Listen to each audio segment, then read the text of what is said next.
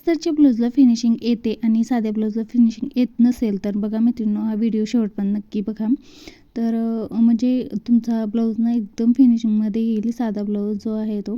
तर अस्तरला ना जो अस्तर असतं ना, तो जरा कडक असतो, त्यामुळे त्याला फिनिशिंग येते. आणि हा कपडा जो असतो ना, थोडासा मऊमध्ये असतो, त्याच्यामुळे कोणाकोणाला ना नवीन मैत्रिणीला फिनिशिंग जमत नाही आणि कंटाळा पण येतो या ब्लाऊज शिवायला. तर काही मी टिप्स सांगणार आहे, काही महत्त्वाच्या गोष्टी सांगणार आहे की तो तुम्हाला ते तुम्ही फॉलो केलात की तुमचं पण ब्लाऊज, साध्या ब्लाऊजचं फिनिशिंग खूप छान येईल. तर बघा मी कटोरी कशा पद्धतीने जोडलेली आहे, एकदम व्यवस्थित पद्धतीने वरतून गळ्याच्या साईडने जोडलेली आहे. दोन्हीही त्याच पद्धतीने जोडलेले आहेत आणि फिनिशिंग छान आलेली आहे.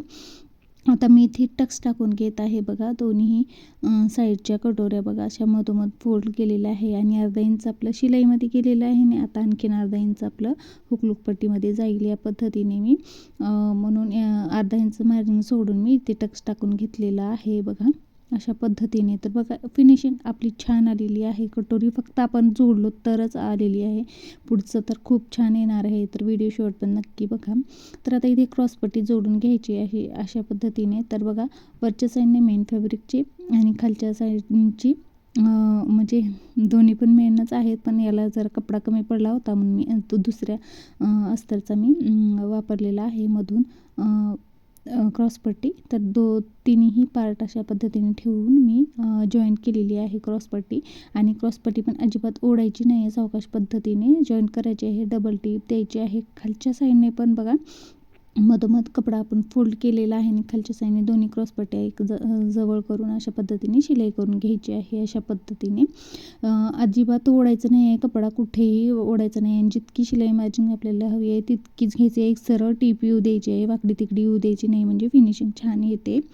आणि बघा त्याच पद्धतीने मी दुसऱ्या साईडचं पण कटोरी आणि क्रॉसपट्टी सगळं जोडून घेतलेलं आहे. आता हुकलूक पट्टी जोडून घेऊयात. तर बघा हुकलूक पट्टी पण जोडते वेळेस ना खूप काळजी घ्यायची थोडीशी, अजिबात ओढायचं नाही आहे. कारण ओढली ना तुम्ही कोणतीही पट्टी तर मग तिरकस बसते, अजिबात चांगले बसत नाही फिनिशिंगमध्ये. तर अशा पद्धतीने बघा सावकाश पद्धतीने आता मी वरच्या साईडने बघा दुमतून घेतलेलं आहे डबल, पण मी अनामत जसं आहे ना तसंच त्यावरती ठेवलेलं आहे, ओढलं आहे की नाही, अजिबात ओढत नाही तसंच ठेवायचं आहे. आणि इथे दुसऱ्या पट्टीला ना आपण वरून दाबटीप द्यायची आहे आणि हे आतमधून फोल्ड करून घ्यायचं आहे.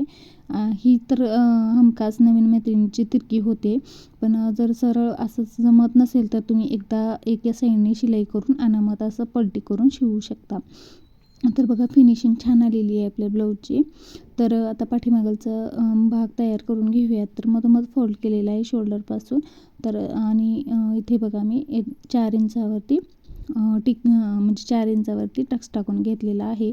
असं अर्धा इंचाने खालच्या साईडने आणि कडेने निमुळतं टक्स टाकून घ्यायचं आहे, म्हणजे अजिबात आपलं पाठीमागे उचलत नाही. आणि असा जो कोना निघतात ना ते पण कट करून घ्यायचं आहे, म्हणजे पाठीमागे अजिबात आपलं ब्लाऊज उचलणार नाही, व्यवस्थित बसतो, पाठीमागून उचलत नाही.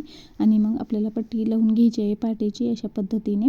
तर बघा मी पाठीची पट्टी लावून घेतली आणि त्यावर दिलेली आहे दाबटीप. आता ही फोल्ड करायची आहे बघा, मी अशा व्हिडिओमध्ये दाखवल्याप्रमाणे अशा पद्धतीने फोल्ड करून घ्यायचं आहे. डबल फोल्ड करून घेतलेली आहे आणि त्यावरती 5 नंबरची शिलाई करून घ्या, म्हणजे हात शिलाई करते वेळेस करून मग आपल्याला उसवायला सोपं जाईल अशा पद्धतीने.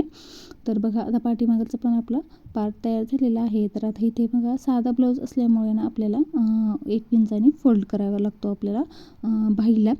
तर इथे बघा मी आधी सुरुवातीला पावच इंच मार्जिन घेतलेला आहे, तो सुरुवातीला तिथं शिलाई मारून घेतलेली आहे. आता इथे 1 इंचाने आपल्याला असं फोल्ड करून जी पट्टी आहे ना ती अशा पद्धतीने, हे बघा अशा पद्धतीने व्हिडिओमध्ये दाखवल्याप्रमाणे फोल्ड करून घ्यायचं आहे. ही याच पद्धतीने मी दुसरी पण बाही तयार केलेली आहे. आता बघा शोल्डर जोडून घ्यायचं आहे. त्या अगोदर आपण गळा चेक करून घेऊयात. जर कट केलं नाही समोरचा गळा तर मग वरती येतो. तर जो मापाचा ब्लाऊज आहे ना तो मी चेक करून घेतला आणि पट्टी जी आहे ना हुक पट्टी आपली ते जॉईंट करून घेतलं आणि मग नंतर टिक करून गोल गळाला आकार देऊन बघा अशा पद्धतीने मी कट करून घेतलेला आहे. तर आता इथे आपण शोल्डर जोडून घ्यायचं आहे.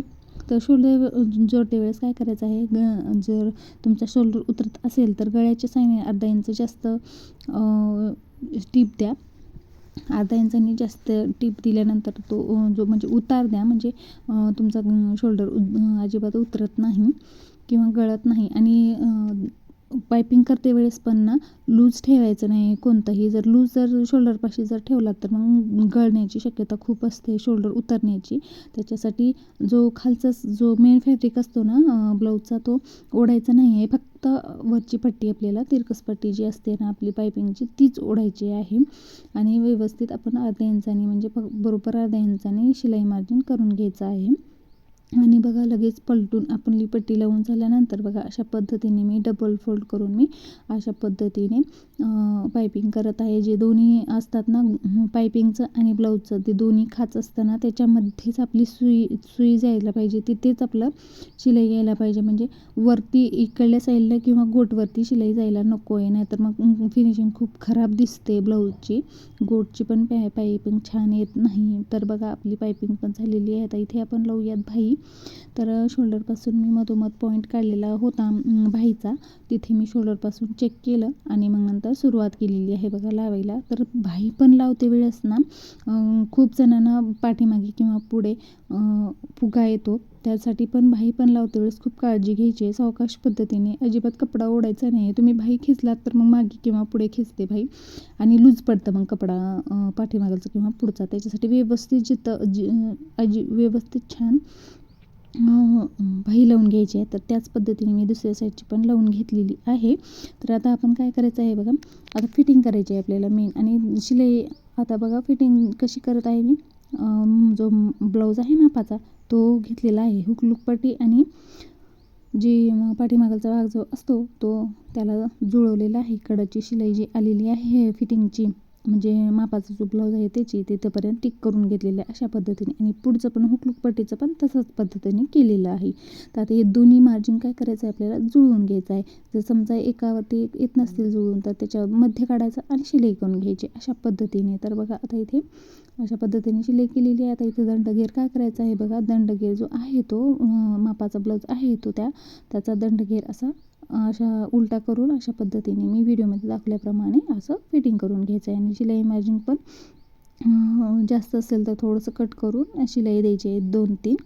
तर बघा फिनिशिंग आपली खूप छान आलेली आहे. एकदम साधा ब्लाऊज आहे बिना अस्तरचा, तर किती छान फिनिशिंग आलेली आहे. या पद्धतीने तुम्ही जर शिलाई केला तर खूप छान पद्धतीने